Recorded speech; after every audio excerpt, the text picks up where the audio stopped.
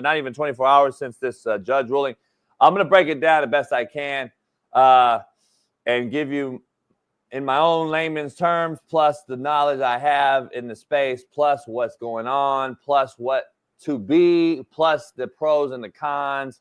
I know, Smitty, we talked last night to do some research on this so we could discuss it today the best we can. You did some research. We'll dive into it, get your perspective, and then maybe get a couple call-ins from a few people I have messages out to see what's going on here. So, and actually, real quick, let's see. Boom, boom, boom, boom. Bailey, can you text me a link? Anytime you ask for a link, y'all know what that man. Ain't no telling who this gonna be. Smitty, let's dive into it. Vanderbilt quarterback Diego Pavia, who was a JUCO kid, was granted an injunction on Wednesday, which was yesterday, that could bring significant change to the college athletics world and blow up, basically continue to blow up the NCAA status quo.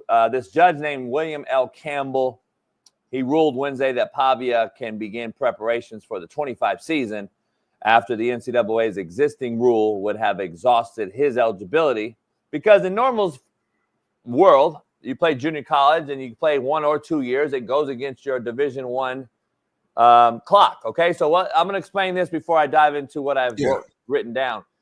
We have 10-semester rule. Okay, we have a 10-semester rule that you're allowed 10 semesters academically on your clock, and inside those 10 semesters, you have to fit in your 5 football seasons, 4 on the grass, 1 red shirt. Okay. So you get 5 years. You get 5 years overall, which is 2 semesters a year equals 10 semesters. Okay. Hopefully everybody out there knows that. All right. So then you have that. And now when they had this COVID thing, they took advantage of, okay, now we don't have that rule anymore. It's put on hiatus. We're going to stop the rule so players can have an extra year because of what happened with COVID, right? So it's like, all right, where are we at? So where's the 10 semester rule? What happened to it? Right. Well, apparently, it's gone now. So Pavia played JUCO. And so just for instance, Jermaine Johnson played for me for 2 years at Independence Community College. Okay.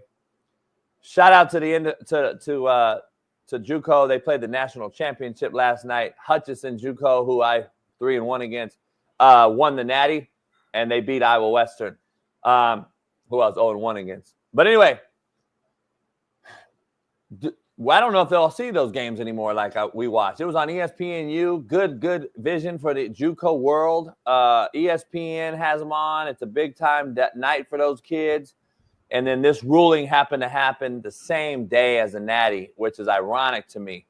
But this Diego Pavia kid played JUCO, went to a 4-year, went to New Mexico after he went to New Mexico Military JUCO, who won the Natty, by the way, when he was there, beating Iowa Western. He was in JUCO, Smitty, in 21. That's when they won the Natty. Then he went to New Mexico. And then he's transferred from New Mexico to Vanderbilt. He's exhausted his eligibility. That's what we've all done as JUCO players. That's how it's always been. 10 semesters, 4 football seasons, a 5th year for a red shirt or a gray shirt or whatever. You can work on getting your master's degree. That was always the hustle. Apparently, it's not enough anymore when there's a bag floating around in college football and you can leave and stay in college football as long as you possibly can. So because you know that you're not NFL worthy, you probably can't play at the NFL level. So I'm going to continue to chase a bag. That's how I look at it. I'm not mad at it. Get your money. But at the same time, I don't know how that's not diluting the product. This judge named William L. Campbell ruled that Pavia can begin preparations, as I said, and then he can go wherever he wants.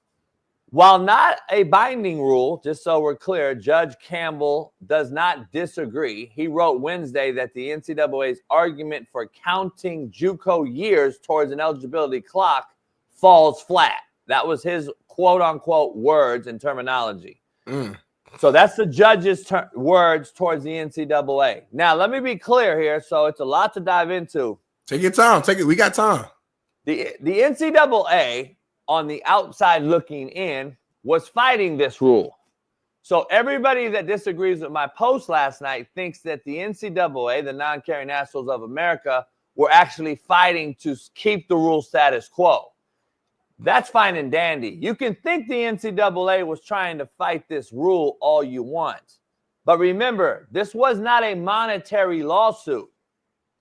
This kid's not suing the NCAA for money. The NCAA could give a shit less. If it ain't about money, it don't make no sense for them. They don't care. So, in my opinion, from what I've been told by a few very insightful resources, it's a collusional type of thing. The NCAA was perfectly fine with this judge's ruling as long as optically it looked good that they fought. Because they knew they weren't getting paid for no money. They weren't going to get sued for no money. It was a ruling. All right, you can play or you can't play. The NCAA could give a shit less. It was going to benefit the portal in the long run, which I believe is the whole reason for this. Portal creates money. It allows NCAA four-year institutions to keep their students in a bubble, which is the portal, right? Yep. Because JUCO and NCAA are not affiliated. So once those kids leave, let's say 6,000 of them, okay? Right. And they go let's say all went JUCO, because that's what it used to be, right? 6,000 kids went to the JUCOs. All over 72 JUCOs in California, 72 in the rest of the United States combined. So you got 144 JUCOs, 6,000 kids go to the portal. You get 20 kids per JUCO, whatever you want to do. Well, you lose that money. You lose the FTA, the FTE, which is full-time enrollment. You lose the kids attending those classes and dropping out of those institutions. Now you lose financial aid money. Now you lose grant and aid money. There's all these things and factors that go in it. I wouldn't be shocked the NCAA was like, oh, let's keep the portal cracking. Well, the portal's going to run dry. The well will eventually run dry, Smitty. And I just wanted to veer off and tell you that is what the deal was. Pavia's lawyer said he's standing to make $1 million at Vanderbilt or another school. So again, goes back to this is a money grab. And while not official yet, yesterday's injunction allows Pavia to begin negotiations on an NIL deal again. Right. So while the court's ruling does not restrict where this kid can play next year, the kid said he loves Coach Leah and he loves Tennessee, blah, blah. So just as a court ruling ended the NCAA's ability to enforce its transfer rules a few years ago, and a separate ruling ended the NCAA's ability to enforce its NIL policy, the Pavia case could end the NCAA's ability to enforce its eligibility rules. So you see where we're going. The judges are going to rule for the kids in all these regards. And if Pavia can return in 25, why can't he return in 26, Smitty? And if Pavia can play 2 years for a 2-year school and 4 more for a 4-year school, why not everyone else? And if that's the case, Smitty, how can the NCAA enforce its eligibility rules on anybody at all? So, like, for example, I can make a comeback. Yeah. In essence, like, listen, it's so crazy. I just don't understand it. But I got so much to dive into on this. Here's the issue I have. These are some things I want to touch on. Number one, extension of careers in college, but it will limit the NFL career. Just let that sink in. Aaron Rodgers, Cam Newton, Chad Ochocinco, Chad Johnson, Steve Smith, myself, John Madden. I mean, the list goes on and on and on. We can talk about 1 million JUCO players that played 1 or 2 years JUCO, played 1 or 2 years D1 if they were a qualifier or not. We're going to dive into that. And then went on to the league. TJ Hushamanzada and Chad Johnson played 2 years JUCO right here in Cali against myself. Go to Oregon State together. They only played 1 year of D1 and went to the NFL. Why?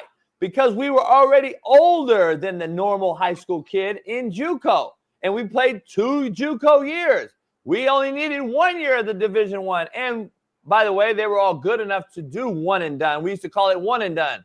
So JUCO, in essence, was actually like flip than it is now. JUCO was like, oh, shit, the dogs went to JUCO, played 2 years, went D1 for 1 because we were older, more mature, physical. Boom. Chad Johnson, TJ Hushamanzada went to the NFL. And by the way, both of them had very, very, very healthy careers. Yep. So that's no longer. Now we're 5, 6, 7, 8, 9 years in college at the D1 level. And now we just extended JUCO into what we would call a prep school, because that's what JUCO is going to become, a prep school. So let me dive into this.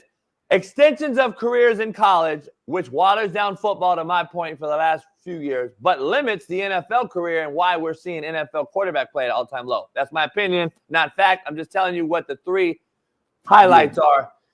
Number 2, the beginning of the end of JUCO football. And I say that for this reason. Number 1, JUCOs are not intended to be prep schools. They're not intended to get kids right out of high school at 17 to go there unless they're physically, mentally, emotionally ready to do so, and take courses that will allow them to go take courses at a 4-year institution because they couldn't pass certain tests. Let's say enlisting tests, enrollment tests, or certain tests that we always have kids take that are stupid as shit, in my opinion. But now they have to go to a JUCO and take an eligibility course. They got to take a college enrollment class. All these courses that teach you how to become a college student now, in my opinion, will not be transferable for eligibility purposes at the 4-year institution, because 2-year institution schools that are prep schools, classes are a joke. You can ask anybody. The classes are a joke. They don't usually transfer over to the 4-year school. So what happens is, are JUCO classes now going to be wiped clean for eligibility purposes? Because this is what happens, Smitty, that a lot of the fans out here in chat will not understand.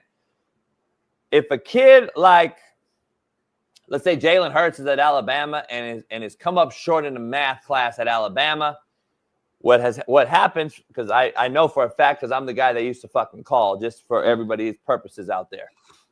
JB, man, I need an English class for my Q, man. Jalen Hurts is like, and I don't even want to name names of people I've helped that no one knows about, but Jalen Hurts needs a class. All right, bam. Online math class, JB got it, at Compton College, Smitty. Enroll the kid. He's going to pay these fees, blue, blah, blah. Here's the class, however we got it done, but it's a class. It's legit. You got it, right? Boom. Can't do that no more. If the JUCO eligibility courses don't matter, it don't match up, Smitty. If your 2 years don't count towards eligibility, how are the courses going to align? I see what you're saying. So now if a player in that situation is like failing a class, there may not be an option for them to recover, in essence. Got you. The sitting 4-year player, current 4-year player, can't get a class.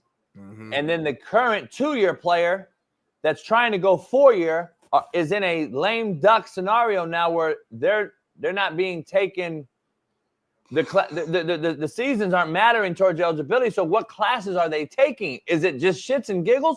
And I got to be honest, Smitty, is this just for football? Because remember, junior college and NCAA, even though they're not associated with each other, they do marry up when it comes to signing the letter of intent to go to the 4-year. The classes have to marry up what the compliance at the 4-year level needs and requires.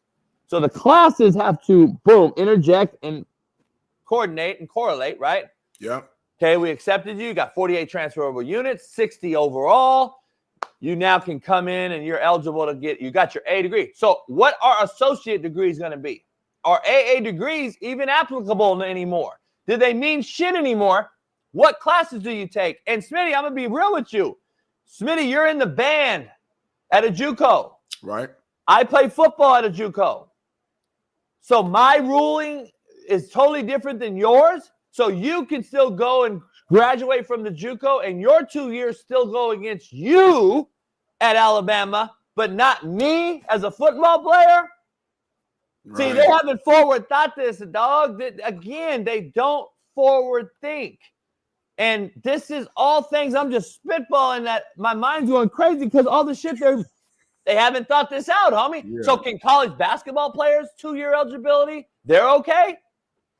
You can't just single out football. Now everybody, but they're going. That's right now. That's what they've done. So I got so much to say. The number third thing for it is this: high school trickle down. The high school recruit will now be absolutely demolished. They will start to sit out, which will limit recruitment and hands-on experience. It will die. High school, this will probably hurt high school more than it will JUCO. Because if you're a hustler like me and I'm at a JUCO, and I'm not going to give away too much free game because I believe there might be some money involved in what I'm about to break down. But if I'm a JUCO coach right now and this rule goes through, I'm calling Lombo up. Hey, coach, let's get you and Bill on board. I'll be your direct pipeline to North Carolina. I'm going to mentally, physically, and emotionally prep these kids that I bring in here for 2 years, which is 18 months. If academics don't mean shit, we're going to run a boot camp military fucking institution here as far as just football goes. Yeah. I'm sending them straight to North Carolina, Bill, and use, as we've already stated, why you're taking the job. You're going to create an NFL atmosphere at North Carolina. So now we're doing the same thing with JUCO, and then I send them right to North Carolina. I get a Jordan deal. I get a money deal for the institution because I'm just telling you, JUCOs cannot survive. JUCOs will not be able to survive in this current model. Let me tell you why. 72 JUCOs in California. It's too hard, number one, to house anyone in California from out of state. So you can't. The prices of rentals in California, student loans for out-of-staters are going to be hard to get living here. So if I'm running this sort of pipeline in California, I probably die versus the Kansas, Texas, Mississippi JUCOs, which can house kids, scholarship them, and feed them. So there's only a far few between in California. So then does California now get in with what's called the NCAA, which is the governing body for the rest of the country's junior colleges, not California. California is its own world. Oh, okay. I didn't know that. California is called what's called a 3C2A, which is the CCCAA. That is a different deal than the NJCAA. Okay. Alan's in the chat. He's teaching right now, but he was going to jump on here. He kind of broke the news of this yesterday on JUCO Frenzy. You guys saw it. We've been talking all night. This is a lot going on. We're going to have a 4-year coach call in here in a second. Shout out to Alan and JUCO Football Frenzy for getting this. He's going nuts too. That went nuts everywhere. But let me get back to the topic at hand.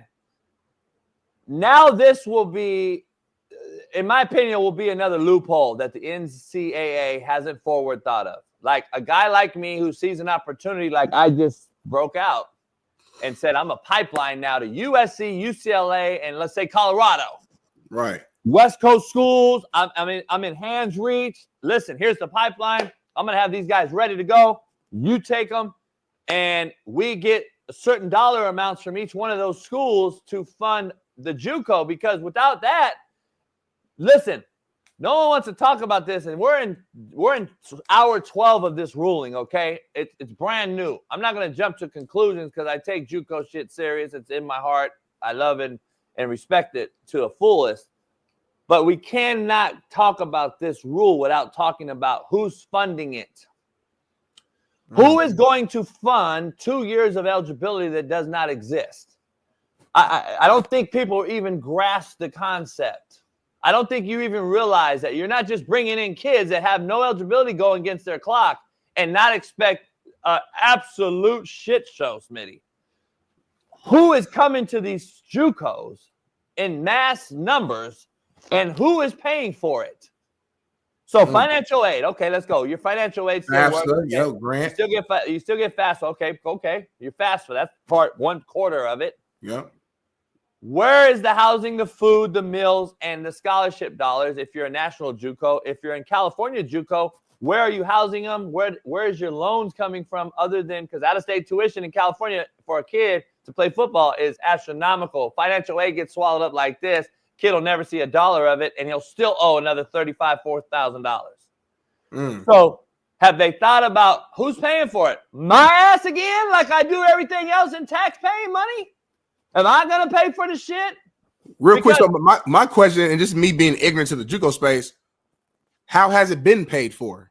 Because, like, to my understanding, I mean, because it's not really nothing changed on the JUCO end, though, right? I mean, players are still going to be there 1 or 2 years. It's a conversation of eligibility. It's not a conversation of them staying in a JUCO longer. So, like, why would it be more money now with this model versus the previous model? Because numbers are going to change. Numbers are going to change. So now let's say you have an 80-man roster in JUCO. You're going to have a 150-man roster in JUCO.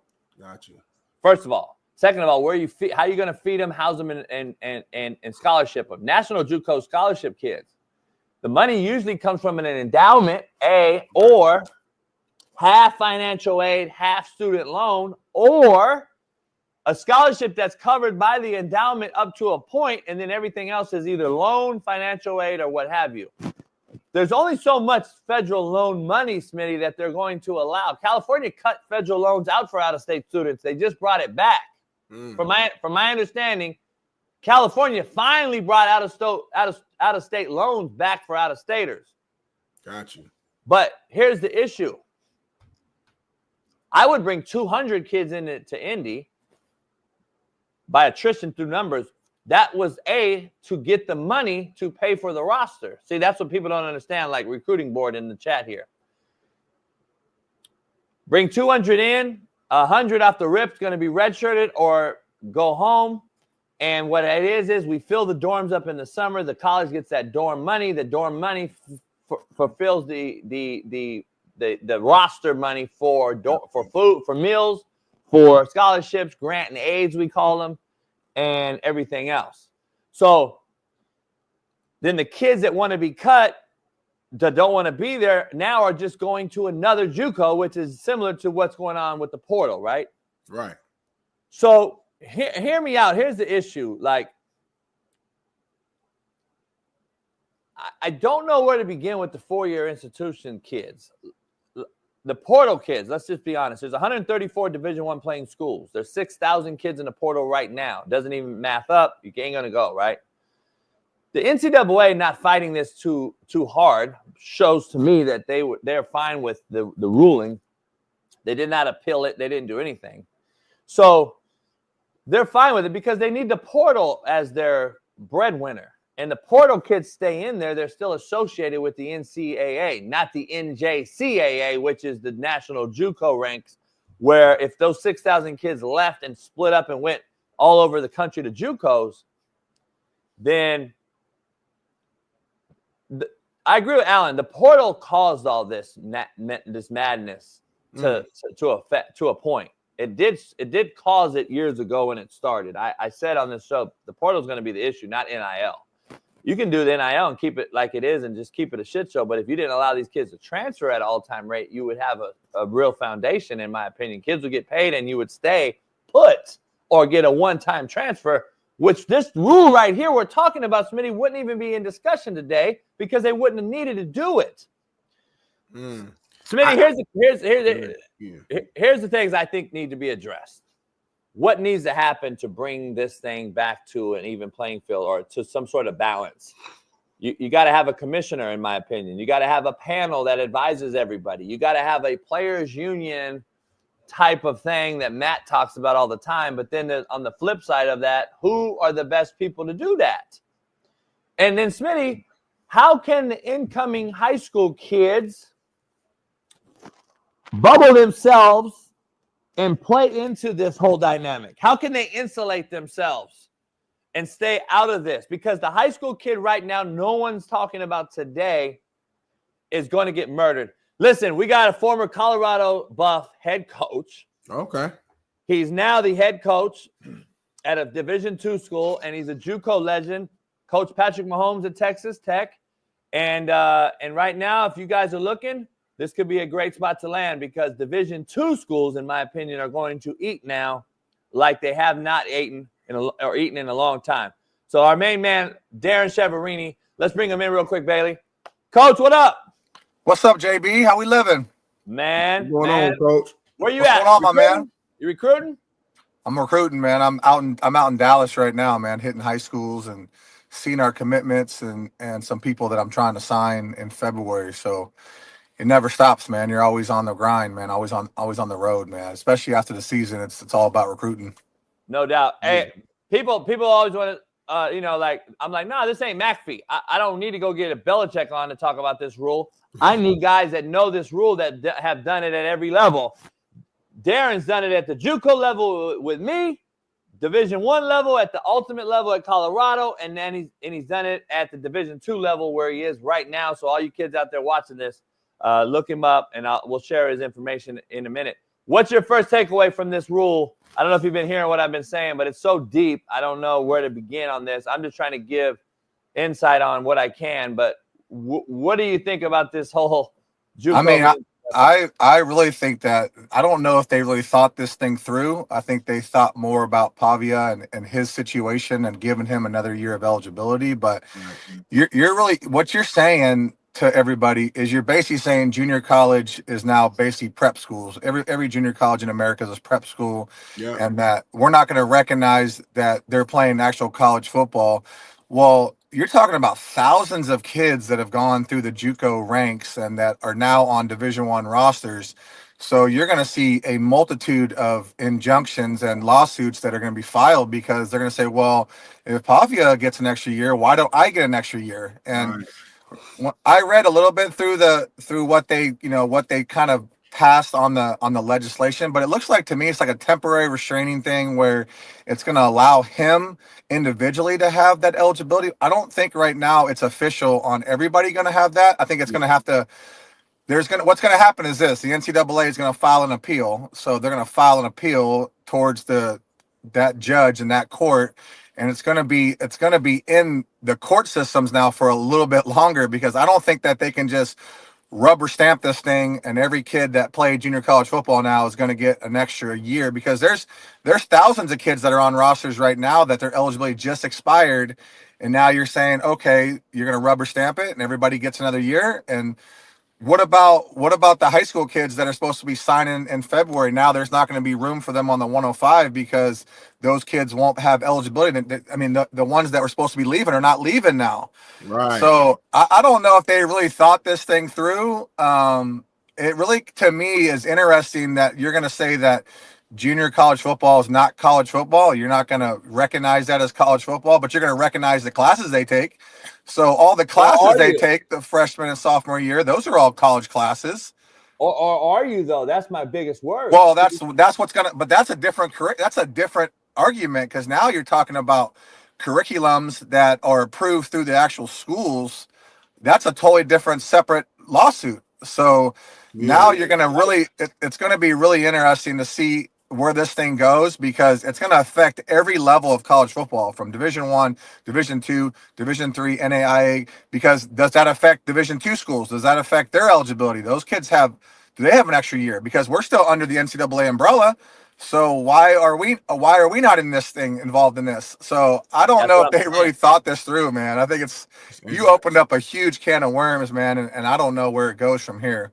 And it happens on the night of a beautiful night for JUCO. The national championship was being played last night between Hutch and Iowa Western. And will that game be in existence anymore? Because to me, like, what kids are you getting? You're not going to have the kid going to Bama and the running back going to Florida and the DN that's going to Oklahoma because, in my opinion, if it's a prep school, we're going to get the lesser. And I'm talking JUCO when I say we. If we're in JUCO, the JUCO kids are not going to be the Alabama transfer anymore. That's already ceased. They're sitting in the portal now. And then it's going to be the kid that's I don't even want to recruit from high school to play for me at the JUCO.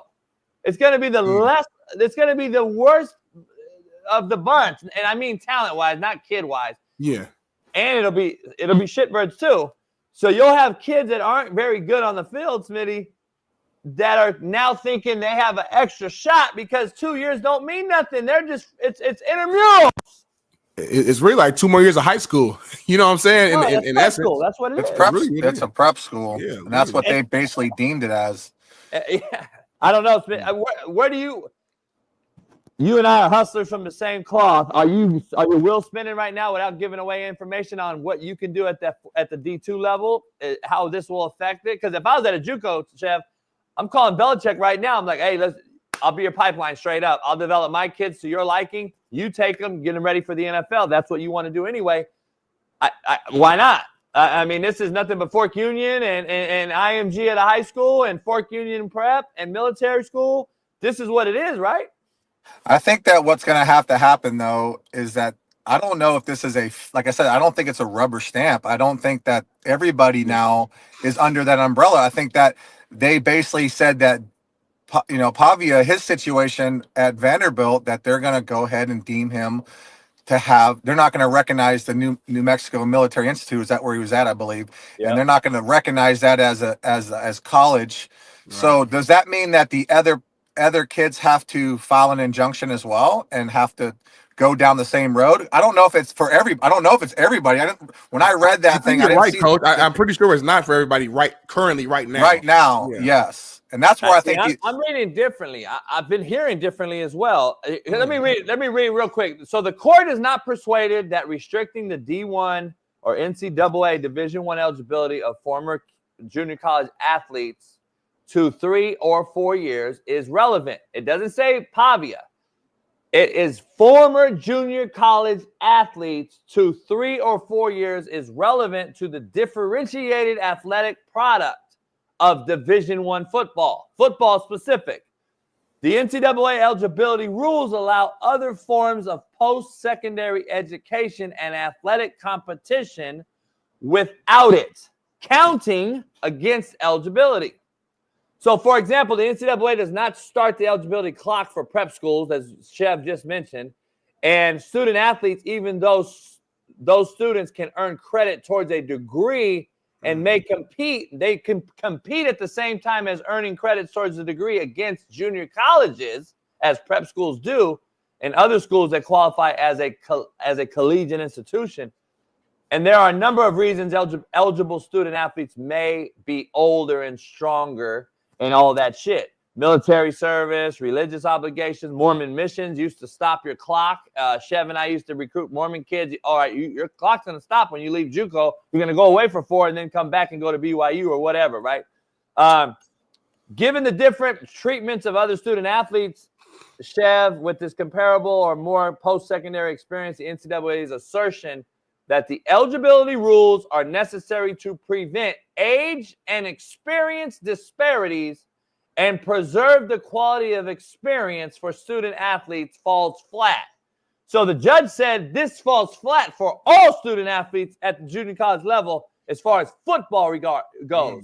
My question, Chev, to you is what is the basketball player going to do? And what is the band guy? So my 2 years go against me as a band member, but now I go to Alabama. I only got 2 years to perform. Yeah. You're going to have a lawsuit everywhere. You're going to have a bunch of, that's why I think that it's going to be appealed first. Like they're going to appeal the decision. And so they're saying they're not appealing. What's that?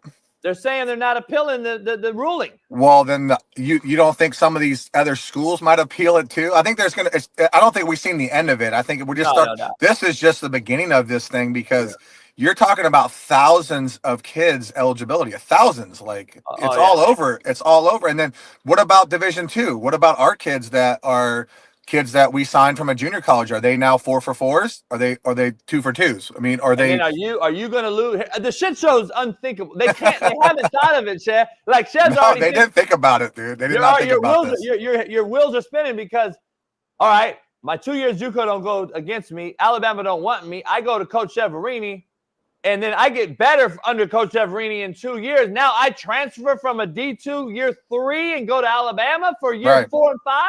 Right. This Yeah, is a that's kinda- shit show, man. Let me ask y'all this though: is there a positive side from this that you guys see as coaches, right? Because like the one thing when JB first threw this at me yesterday, I was thinking from like a player's mindset. I'm thinking like, well, okay, if I'm a high school guy who maybe I was a late bloomer or whatever the situation may be, I go to JUCO under Coach JB. He develops me, teaches me the game the right way. Now I'm going into Vandy or whatever the D1 is with a clean slate. I'm prepared now, mentally, physically, my body's ready, and I have a 4 years of actually ready to go in and play right now as a true freshman versus But you're not a true freshman though. You're 21 years old. Here's the deal. Like, here's the difference. There's only about 1% of those guys coming out of high school that are going to go to a junior college that are going to end up in a Power 4 conference. Let's just be realistic, and that's why they have red shirts. That's why they have gray shirts. That's why they have all those different things already in place. So if a kid is not ready, he can go to a junior college. He could gray shirt and take under 12 units. And then that allows him to get bigger, stronger. And then he actually could redshirt and then still have 4 for 4. That's true. So my whole thing is they've already had a plan in place. I think what went on is, this young man was upset that he went to a junior college and then transferred, and now he can't maximize his earning potential at the 4-year level because he, had a big year, which, congrats to him. Awesome job of him beating Alabama and all those things that he did. But he's trying to maximize his earning potential in college, because I'm not sure if he's going to be an NFL prospect or not, but he hired some good lawyers that found the loophole in the system and really attacked the system and said, hey, this kid deserves 2 more years. But why? He already played 2 years of college football. And junior college football has been around for years, and nobody's had a problem with it. So I don't think they really thought this thing really deeply through. I don't think they knew what it was going to affect. It's definitely going to hurt the high school kids. And, the portal's already hurt the high school recruiting, and it's already hurt kind of junior college recruiting. So, man, we're talking about a day and age in college football that has never been seen with the portal, with the NIL, with the money being thrown around, and now you add another thing with eligibility into it. It's going to open up a lot more litigation going forward for sure. Chad, before you get out of here and go get the next best for your program there in Dallas, love recruiting Dallas. Let me ask you, so do you eliminate redshirting now altogether? Because to me, it sounds like what you just mentioned is, and I was talking last night, it seems like only gray shirting seems to be the only thing you'll do, right? Like red shirting kind of goes out the window. They might get rid of red shirts and gray shirts, because the only thing different between a red shirt and a gray shirt is you just don't start your full-time clock. You don't enroll in 12, as you know. So they might get rid of all of it. But I think that's still down the road. I do think there's going to be more litigation that's going to happen. And so I'm curious. It's real. I mean, I have a bunch of kids that are on our roster right now that play junior college football.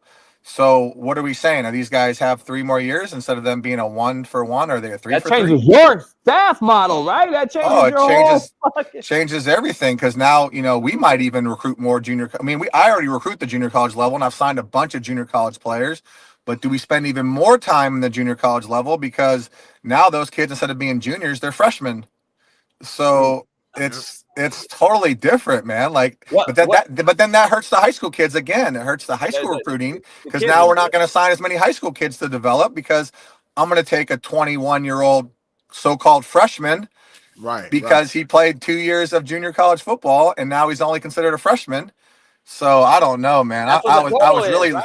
What was that? That's what the portal is. That's why they're sitting in the portal. That's why they're sitting in the portal. There's 6,000 kids in the portal, JB. Think about that, man. There's 6,000 kids, man. And come on, man. The stats show that only about 10 to 20% are getting out of the portal. So that you're talking about 80% of the kids sitting in there and their aids cut off. I mean, dude, just what a bad system right now that we're living in college football, man. It's not what we got into this for, man. And I tell it all the time that the reason why I'm enjoying the process of being a Division II head coach, because you can build programs still, because it's still about recruitment and retention and development and graduation. And right now the Division I world is not living in that. They're living in, like I heard Coach Beck from Coastal said, we're not building programs, we're building teams year to year. It's basically free agency year to year. And I still believe at the D2 level, we're still able to build programs where we can recruit and retain and develop. And that's important to me as a coach, because I want to see these kids graduate. No one talks about school anymore. It's just basically a minor league system where everybody's running for the bag. Well, look, man, if you're good enough, you will get paid eventually. But if you're not good enough, it won't matter. It won't matter. This injunction was strictly the thing that sticks out to me in this lawsuit, in this document. He can make up to $1 million next year. I saw that. Man.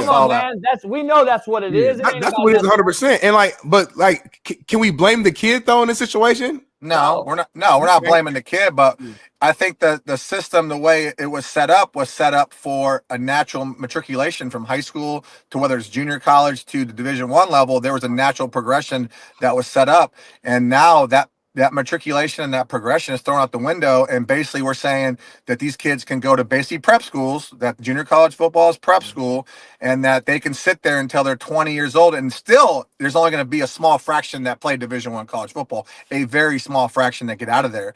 So I just think that they're opening doors that they didn't really want to open. And now it's going to be very, very interesting these next couple months of how do we handle eligibility? Like all these schools are going to be scrambling. How do we handle eligibility? How do we handle our 105?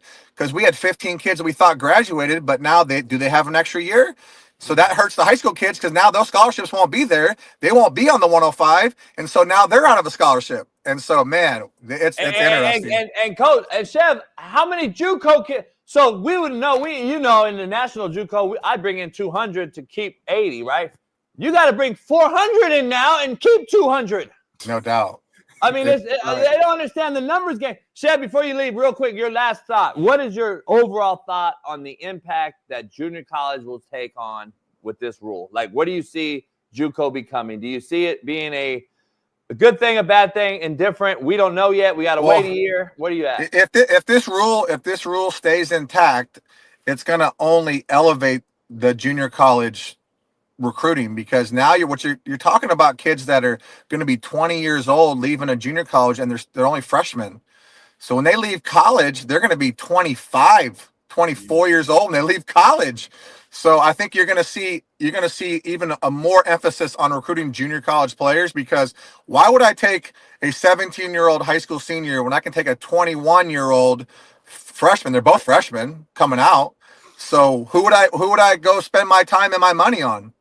Let me ask you though, do you think, but see, I'm looking at it as if, what is the quality of kid I can get to the JUCO is my question. I'm not going to get the transfer anymore, the D1 bounce back, unless the 4 years are telling them, you got to go here, like old school placement, right? I don't know if that's happening anymore. Well, I think like JB, to your point, like, let's say this, like if a kid bounces back, does his clock stop? That's what I asked. Dude, now you're talking about does his clock stop? So say the kid's a junior and he bounces back. Is he still a junior when he leaves in 2 more years? That's the question. That's what I want to answer. I'm going to dive into that, Chef, because I would love to do it with you, but I know you go busy. But where is the 4-2-4 rules now? There is no more 4-2-4 rule, dude. It'll be gone. It'll be gone, dude. That's what they haven't thought this out, JB. They haven't thought it out, man. I already know. They just stuck in. They see dollar signs, bro. I don't know. Chef, man, it's great to have you on. I appreciate you hopping on. Good luck. We'll get you on during the spring, man, and update us on what's going on there. Yeah, let's do it, JB. Good seeing you, Smitty. I'll see you guys soon, man. All right, bet. Good seeing you. Be safe on the road. Yes, sir, man. Appreciate it. Later. This thing is crazy, man. Let's extend this. Hey, Bailey, let's extend this segment just for a minute before the commercial, because I want to show a few things. I'm gonna. I don't know if Bailey could figure out those docs I sent him or not.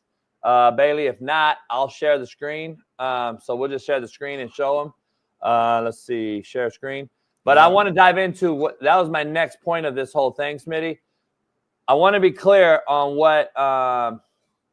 what people out there may not understand. So in college transfer rules and etc., we have what's called a 4-2-4 rule, and then we have what's called a 2-4-2-4 rule. So basically, 4-2-4 means I went D1 out of high school because I was a D1 qualifier. Okay. For whatever reason, kicked out, academics, not good enough, I left to a 2-year institution. That means 4 years I went to school. To a 2-year JUCO, and then back to a 4. Gotcha. So 4 to 4. Okay. So I want to show. I want to show this real quick. Go ahead, Bailey. Share it. Can you see it, Smitty? Let's try to make it bigger. There we go. A little better. Okay. Can you see it? Yeah, I can see it. It's a little small, now? but we can see it. There we go. There we go. It's better. Okay, so 424 transfer community college football qualifier. Plan to attend a Division I school.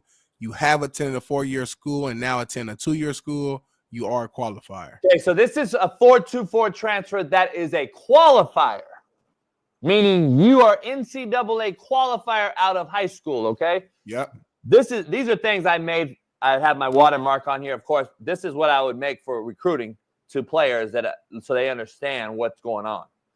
So these are my own documents. Got you. At your 2-year school, did you, when you went 2-year, that means when you left the 4-year and went to the JUCO, Smitty. Yep. Did you do these things, Smitty? Go ahead. Did you, number one, attend your 2-year school for more than 1 calendar year after leaving your 4-year school? Boom. Second, did you graduate from your 2-year school? Third thing, did you complete an average of 12 transferable credit hours per full-time semesters attended? 4, did you earn a GPA of 2.5 or higher in those transferable credit hours? If yes to all, you can practice, get an athletic scholarship, and compete as soon as you transfer. If no to any, you can practice, get an athletic scholarship, and compete as soon as you transfer. You cannot compete until you sit out an academic year in residence. Interesting. And then the last bullet point here, you may not use more than 2 credit hours of physical education and activity courses to fulfill the transferable degree credit and GPA requirements unless you are enrolling in a degree program requiring physical education courses. Got you. All right. So now let me show you a different one. Okay. This one, go ahead, Bailey. Smitty, what's the difference in this one? Do you know? This is for non-qualifiers. So that means now this at a is high school, you were not 4-2-4. eligible to go straight to the 4-year. So this is So this is planning to go D1 as a non-qualifier. Got you. Okay, so let's break down these bullet points here. So at your 2-year school, did you attend for more than 1 calendar year? Did you graduate from your 2-year school? Did you complete an average of 12 transferable credit hours for each full-time term attended? And did your transferable credit hours, must include English, 6 semester hours, 8 quarter hours, math, 3 semester hours, 4 quarter hours, natural/physical science, 3 semester hours, 4 quarter hours. So those are the key things right there that struggled in JUCO for kids to get out. English, math, and natural science. Those are always determinants on keeping kids down there. Because you had to have 3 English classes, basically 1B, 1A, 1B, and 1C. Those were transferable to the 4-year. Math, you had to have 2. And we all hated math and English, homie. Let's just be real. That's just the culture, the community, the inner city, period. Yeah. None of us, I hate math and English. Every kid I ever coached hated math and English. That is why, for one reason, we're at a JUCO. Number 2, I got to get these classes figured out. And that's why they came to me, right? So these are all scenarios. Go ahead, baby. You can take it out. These are all scenarios, Smitty, that people aren't even discussing. 4-2-4 rule will be eliminated. And now we're going to have the Wild Wild West times 10. I don't think people understand what is happening here, dog. They do not understand what is going on here. And I don't think that these people, again, that make these rules have no fucking idea on the ramifications that go down as far as the trickle-down effect. Does it affect basketball at JUCO? Band camp fuckers. Does it affect tennis? I don't know. They haven't even thought of this. One kid chased a bag. They saw money. Lawyers saw money. We're going to get this one kid. Well, the judge, from everything I'm hearing from other coaches and people that are smarter than me, are saying that means everybody. You can't do what this judge did for just this one kid, because that's why what I read earlier, what I read earlier was basically it said football student athletes. It did not mention Diego Pavia. It seems that he put together a new rule that is now going to explode here. I don't know what to say, Smitty, as far as like, you know, I try to just give you guys the insight of the shit maybe you don't think is very fun and all that, but at the end of the day, these are factors that are going to affect this thing when it comes down to it. Right. And you'll look back at it in a year or two and say, oh, man. Listen, I don't necessarily agree with Coach Chev on the JUCO thing. I think this creates an issue where JUCO becomes worse. Because I don't think JUCO is going to – you're not going – dog, to be real, a lot of cats ain't trying to go to Fork Union. Right, yeah. They used to get it used to be big. Fork Union's dead in the water now. It used to be a big deal. It used to be a good get. But JUCO was superseding that thing. So who wants to go to Independence, Kansas after you're from Houston or LA or Florida and you want to go 2 more years of extended high school, basically, is what you're saying? You're not considering it college football. You're not going to get a kid, Smitty, in my opinion. I could be wrong. Maybe it changes the Let me ask you this, though. Okay, so if you are a kid that just you're a baller, but you don't qualify right now straight out of high school, your only option would be going there anyway, though, right? Nah. See, that's what's happened. That used to be that way. What's happening is when they changed the qualifying rule because of COVID, and you didn't have to pass the ACT or the SAT or have a sliding scale meet the middle and interject the ACT and SAT. That's what it used to be. Yeah. They took that out. I believe they're bringing the test back, but I think they took that out, right? So now if you're a 2.0 or a 2.5 or whatever, you're eligible to go D1. What happened was Alabama, even though 1 million people were eligible, Smitty, let's say now because COVID cleared everybody. Right. Well, who's getting a scholarship out of those 1 million people? Just because you're a qualified don't mean you can fucking play. Right. So now the qualifying group is all sitting there. Guess what? Every one of those qualifying kids think they are, Smitty. D1 players. And they think JUCO's what? Beneath them. Right. That is why. But to your point, this rule was just temporary for the COVID situation. Now that we're out of COVID, it's going back to what it was, correct? But they're keeping it going with this rule. You're extending eligibility, homie. You're extending eligibility beyond what we got 8-year and 9-year players playing right now in college football. Like, and they've been in 6 schools. I guess what I'm saying is, and I'm sorry, dude, this is just my ignorance. So you're saying right now, so technically speaking, you can have a 1.5 GPA and still go straight D1 right now. No, you got to have a 2.0 still. Okay, so all right, so just high school. So you got to be eligible grade GPA wise, but you don't need a sliding scale. So back in the day, Smitty, you and I and everybody else played. If you became a qualifier to go to Ball State, you became a qualifier to go to Alabama. It was all one rule. Got you. See, I never paid attention to it because I always got good grades, so I just never even being real. But I see good grade kids get fucked every day by their counselors who don't know what the fuck they're doing, and they don't put them in the right courses. I'm a 4.0 student. Well, how am I not a qualifier? Because you took fucking band camp instead of English. Right. So I seen that forever, dog. I seen good kids get fucked over. I'm gonna happen with my little sister. She had her senior year. She just found she had to take a fucking science class to graduate, and that's why I used to teach a fucking symposium to my players in high school that I'm recruiting, and that's how I won over those kids because I actually cared. And I said, hey, go see your counselor, and here's the questions you're gonna ask her. They'd come back to me the next day. I recruit them and said, damn, coach, I don't have those eligibility. I don't have those hours met after my junior year. Yeah, because you got to have certain amount of core courses by the end of your junior year, or it don't even matter. You can't even get a scholarship, and you're not even a senior yet. You can't do nothing about it. You know how many kids I've seen get fucked? So you had to have 16 core classes to graduate and become a D1 qualifier. Got you. You had to have 10 of those completed by the end of your junior year, summer. Yeah. If you don't have them, dog, you're done. You're JUCO, automatic. And you can be the number 1 player in America, and you're JUCO. So what happened was they eliminated the rule as far as the sliding scale goes. So now if you got a 2.0 eligibility, which is the limit, which was crazy because a 2.0 means your SAT score had to be like fucking 7,000, right? Even though that's not real, but Yeah, you know what I mean. Yeah. It had to be like fucking 1,800. So that's why we always push our kids to get a 3.0, and then you can maybe get a fucking 800. Because I didn't do so. I took the ACT, and I didn't do that good on that. But my GPA was like a 3.5, so I was like, fuck it. It was like ACT is more culturally biased. Yeah. Towards who? See, so let's keep it real. I was told at that time that like more black people would take the ACT when I was in high school. No, you should have. Yeah. Okay. Yeah. That's what I'm saying. Yeah. SAT is I'm just gonna keep it funky. Say it. SAT is a culturally biased exam that was catered towards white folks. I'm gonna keep it real. I know for a fucking 1,000%. You can all in the chat tell me what you think you know, but I've done this for 30 fucking years. I know what it is.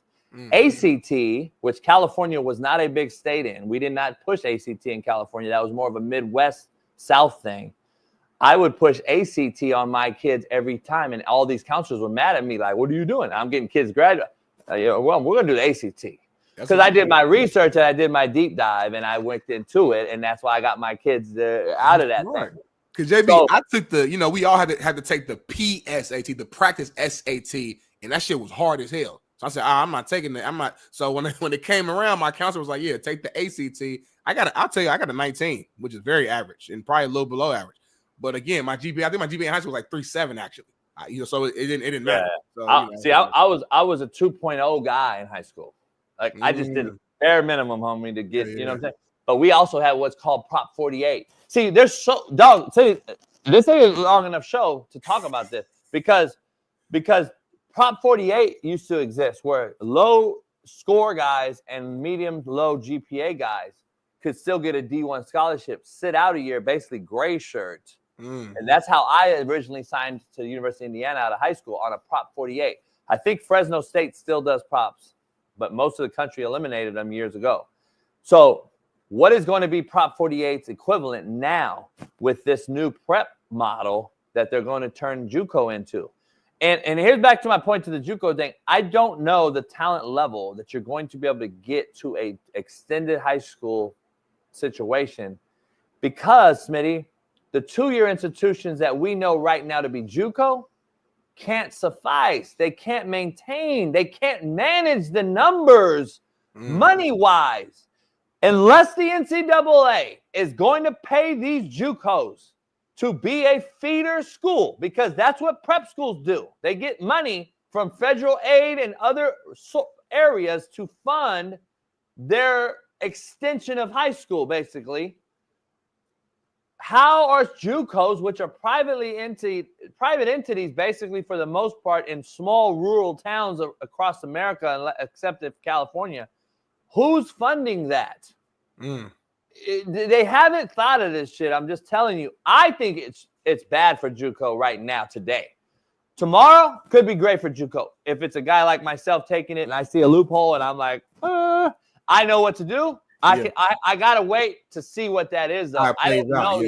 I don't know enough yet. I'm not gonna put my foot in my mouth. I don't know enough yet. None of us do. So I'm just giving you my hands-on experience for 35 years in this space, 40 years in this JUCO thing. I'm looking at it like, all right, what's the good, the bad, and the ugly? I don't know how JUCO sustains because of the money, number one. Number two, eligibility reasons and academics. Are AA degrees applicable? Do we even need to take AA degrees? Do I just bring my kids to JUCO, Smitty, to do straight football, and all you do is football classes since the courses aren't going to transfer to the 4-year level? Right. So now you're what you're telling me is you got to be a high school qualifier. Yep. Go JUCO because you weren't good enough to football. Play at Alabama. Play 2 years. Courses mean nothing because you were a qualifier already. Right. So now for 2 years, you don't get better mentally at all in this classroom.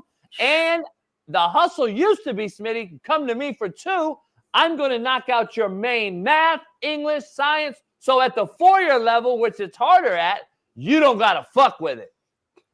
Now you're going to take those courses at Alabama while you're trying to compete for a starting spot. Again, we're going backwards, man, in the thought process of getting these kids ready to go on and play and move forward. We're going backwards, homie, and I'm just telling you. Or they'll keep the courses. The courses can transfer over, and now people are getting their bachelor's degree as a true freshman at 24. They're getting their master's in junior year, and they're graduating with a doctorate after the fifth. Listen, I used to get. Hey, we had a hustle where I was getting my kids not the whole master's completed by the time they ended their 4 years, but half of their master's degree paid for on the football scholarship. So here's how, real quick, and I'm not gonna. High school kids, I enrolled in JUCO classes while they were high school seniors. Okay. So Alan and everybody that here understands what I did. This is why I was the guy. I'm the motherfucker. I just want to throw that out there. So let's say I put this kid in what's called concurrent enrollment. Okay, concurrent enrollment. A lot of cats don't know about this. So I'm going to put cats. I was one of the first ones. I learned from the best. I put cats in concurrent enrollment classes, okay? That means I put them in 4 to 6 units, let's say, in college course, eligible college transferable courses. Senior year, yeah. So while they're a high school senior, they also took a couple courses that transferred D1. So then I get them to JUCO, right? They sign with me. They come with me. Now we knock out their math in that first summer and English in that first summer, which their clock does not start, by the way. So now I got them ahead 18 to 22 units before their clock starts. Now those courses, when they go 4-year, and now they got a jump start on getting half their master's paid for because they'll have their BA in less than 2 years at the 4-year level. See what I'm saying? So they still have another year paid under the 10-semester rule that we used to have, which now they are getting rid of it. But ask Alan. Ask Alan, though. Concurrent enrollment. No, but why'd Alan leave? Alan said, yep, that's why I was able to graduate within a year. But he got a bachelor's degree in 1 semester. I mean, Alan was ready to come back and play another year for me. Damn. Hey, UTSA came in. Hey, JB, Alan's a qualified. Oh, yeah, I got it. Graduated him. How the fuck you graduated, JB? Don't ask no questions. I tell you no lie. Right. But Alan went to UTSA instead of playing another JUCO year for me. God forbid Alan got hurt under my watch and he could have been playing 4-year already. Right. So I pushed Alan the fuck up out of there. Alan signed with UTSA. But what do I know? I don't know shit. I'm a shitbird. I'm a horrible human. I'm the devil.